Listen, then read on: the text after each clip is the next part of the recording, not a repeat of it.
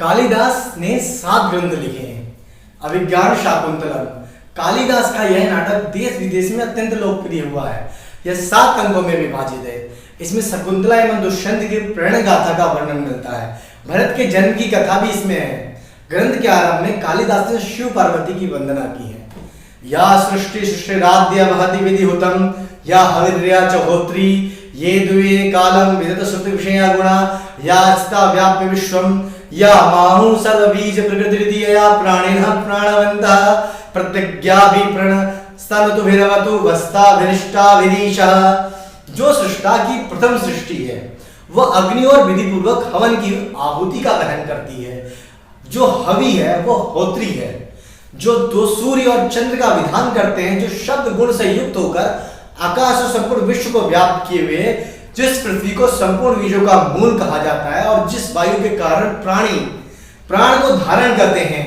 भगवान शिव प्रसन्न होकर अपने 8 रूपों के द्वारा हमारी रक्षा करते हैं। कालिदास का विवाह विद्योत्तमा नाम की राजकुमारी से हुआ। ऐसा कहा जाता है कि विद्योत्तमा ने प्रतिज्ञा की थी कि जो कोई उसे शास्त्रार्थ में हरा देगा वह उसी के साथ विवाह करेगी।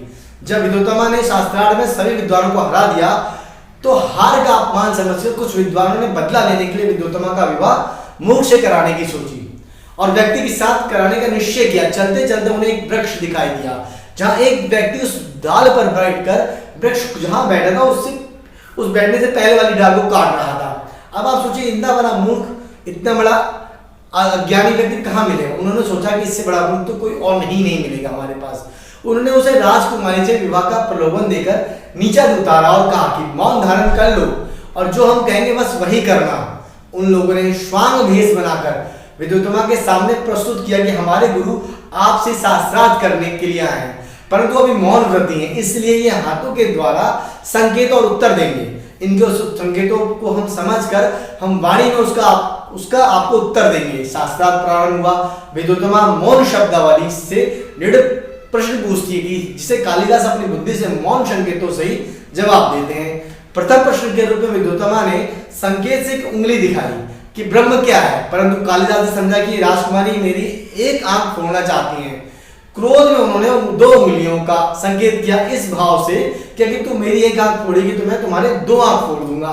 लेकिन कपटियों ने उनके संकेत को कुछ और तरह समझा है कि आप कह रही कि ब्रह्म एक है, लेकिन हमारे गुरु कहना चाह रहे हैं कि उस ब्रह्म को सिद्ध करने के लिए दूसरे जगत की आवश्यकता लेनी है। अकेला ब्रह्म स्वयं को सिद्ध नहीं कर सकता है। राजकुमारी ने दूसरे प्रश्न के रूप में खुला हाथ दिखाया कि तब तू घूसा दिखाया कि तू यदि मुझे गाल पर थप्पड़ मारेगी तो मैं घूसा मारकर तेरा चेहरा बिगाड़ दूंगा। कपटियों ने समझाया कि गुरु कहना चाह रहे हैं कि भले ही आप कह रही हो कि 5 तत्व अलग अलग है, पृथ्वी, आकाश, वायु और अग्नि, परंतु यह तत्व पृथक पृथक रूप में कोई विशिष्ट कार्य संपन्न नहीं कर सकते। अपितु आपस में मिलकर एक होकर उत्तम मनुष्य शरीर का रूप ले लेते हैं, जो कि ईश्वर की सर्वश्रेष्ठ कृति है। इस प्रकार प्रश्नोत्तर में प्रश्नोत्तर अंत में विद्योत्तमा अपनी हार को स्वीकार कर लेती है और फिर शर्त के अनुसार कालिदास और विद्योत्तमा का विवाह होता है। विवाह के पश्चात कालिदास विद्योत्तमा को लेकर अपनी कुटिया में जाते हैं और प्रथम रात्रि को ही दोनों के साथ होते हैं। तो उसी समय उनका स्वर सुनाई देता है। विद्योत्तमा संस्कृत में पूछती है कि मैं तक, परंतु कालिदास संस्कृत में जानते नहीं थे, इसलिए उनके मुंह से निकल गया ऊंट है। उनको संस्कृत पता इसलिए ऊंट बोल दिया उन्होंने। उस समय विद्योत्तमा को पता चल जाता है कि कालिदास अनपढ़ है। उसने कालिदास को धिक्कारा और यह कहकर घर से निकाल दिया कि सच्चे विद्वान बने बिना घर वापस मत आना। कालिदास ने सच्चे मन से काली की आराधना की और उनके आशीर्वाद से वे ज्ञानी और धनवान बने। इसमें उनका अभ्यास, उनकी मेहनत बहुत जरूरी है।